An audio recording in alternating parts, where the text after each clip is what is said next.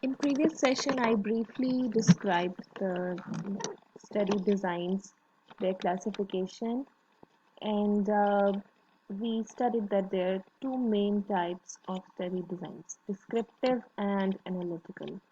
Descriptive studies basically find out the frequency of a disease in a location or in a population, or they study the dynamics of a disease, and it requires merely observation of a population and no experimentation is required. However, the analytical kind of study designs, they are basically finding the relationship between two variables. One may be the risk factor or other may be the disease outcome, and it may be observational or it may require, for some cases, experimentation. Here, in observational and analytical studies, you relate some exposure to risk factor to the disease outcomes. And in experimental studies, you relate the exposure of an experiment with the outcomes of that experiment. For example, the success of a drug trial. Now you can see that there are so many study designs, and these all are important. As I've told you that these descriptive studies, they help to generate some hypothesis. They give you a clue for making a hypothesis. And when you have a clue for a hypothesis, you just write your hypothesis and you pick any one of these study designs and test your hypothesis with them. So there is a sequence that you follow to reach a final conclusion regarding the hypothesis. So first of all, you are doing descriptive study and then analytical. You start with logical studies, then cross-sectional surveys, then case control studies, then cohort studies, and lastly the experimental studies. What you do in ecological studies is that you compare the statistics of countries for two variables, the exposures and the outcomes. You see whether the countries that are exposed to some risk factor are showing higher rates of a disease outcome, and this gives you a clue if your result is positively showing the relationship. This gives you a clue, and then you can perform some cross-sectional survey. In these surveys, you ask individuals for their levels of exposures and their presence of disease outcomes. Again, these surveys give you a clue. And it's not necessary that every time you conduct ecological studies before these surveys, you can start from here. And if your findings are positive, that is, individuals with higher levels of exposure are having higher levels of disease outcomes, then again it gives you a clue for making a hypothesis. To prove your hypothesis for a relationship between a disease factor and a disease outcome, you can conduct these case control studies, which involve simply investigating the disease cases if they were exposed to the risk factor and then comparing with a control group, that is healthy people, for their exposure. And this comparison is called the case control study. If you get positive findings again here, you are proving your hypothesis, but more authentic proof can be by cohort studies. Now, cohort studies, instead of asking the disease cases for their exposure, it takes the exposed individuals, keep them under observation, follow them in future, and observe how many of them actually develop the disease outcomes. And then you compare this disease outcome with those who are not exposed. So you are again comparing here two groups, one that was exposed and the other one that was not exposed to the risk factor. Now this is again proving your hypothesis with more authenticity than the case control studies. Now lastly is the experimental studies which we do if needed. For example, to conduct a drug trial, some preventive intervention trial, vaccine trial, and it also helps to prove a hypothesis but related to the success of an experiment or an intervention. Lastly is the systematic review and meta-analysis. This is the highest quality study design and is the best proof for causal relationships, and it's a combination of many studies that are good quality studies that are giving you positive findings for the relationship between two variables, and this review combines their results, all of them.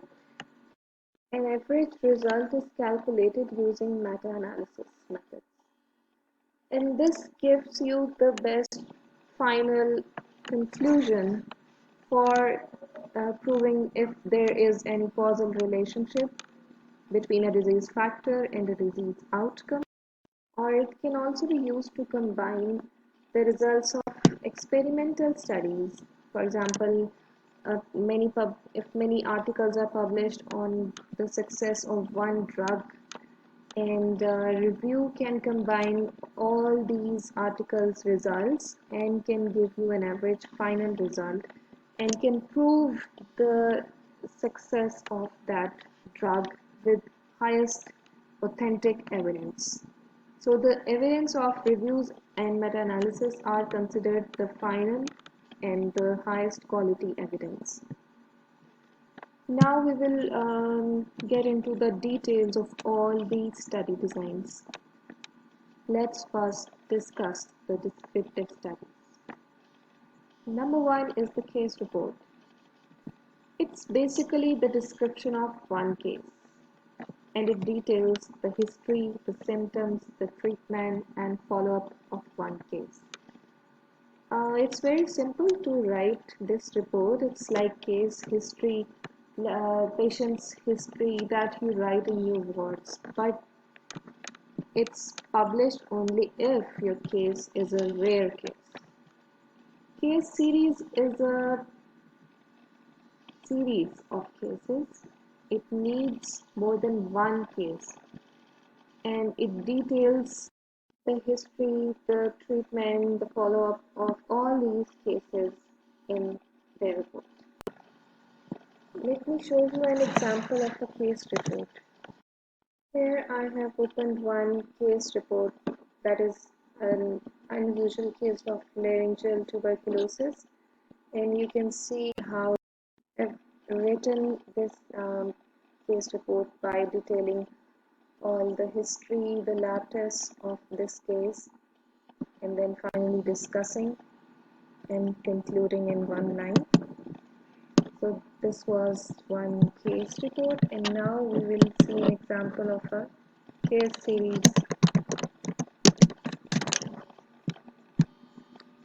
Okay, so I will open one case series. So here I have opened one case series. This is a series of gastrointestinal TB, and you can see after introduction they have detailed one case and then another case, and so two cases here, and then discussed them.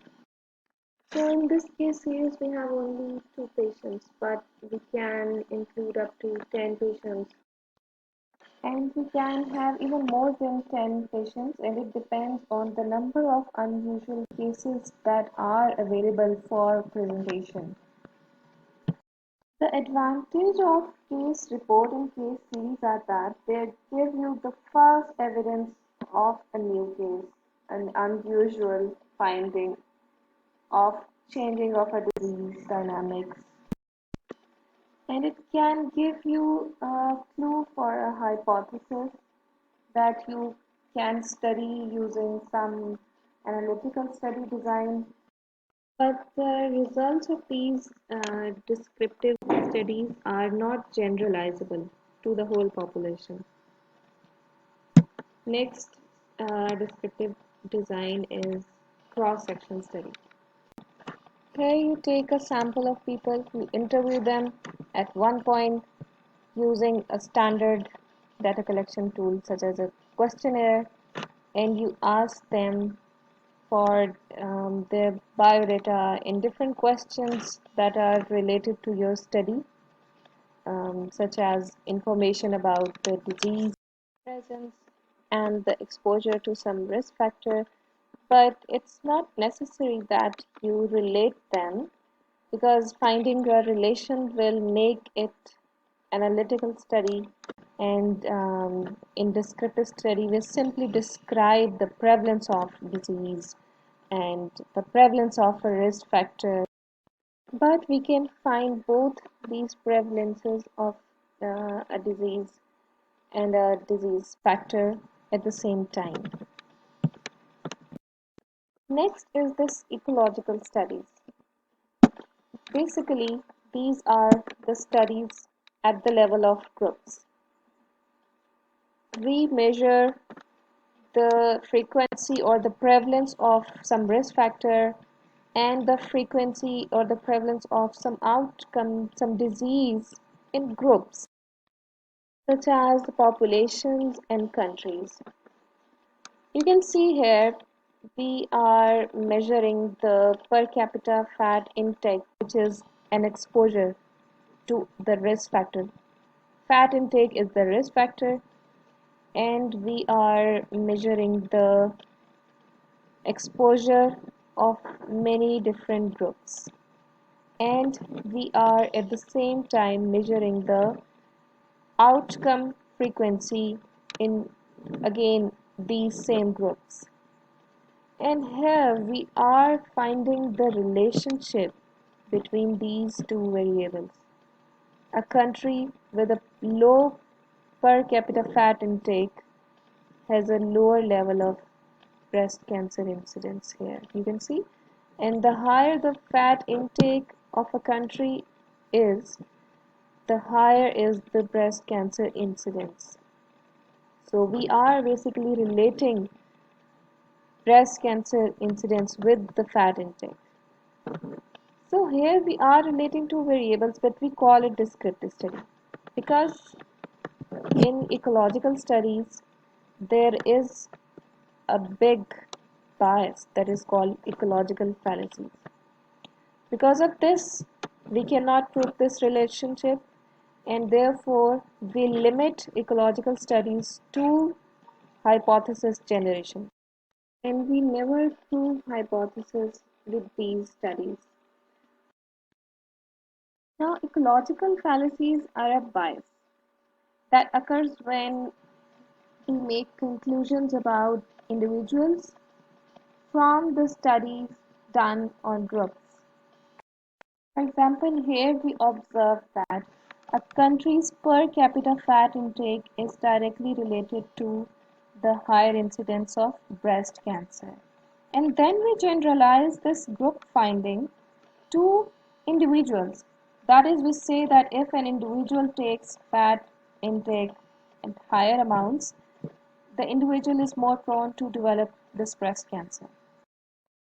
However, in reality, we did not know who in this country was actually taking the high fat intake.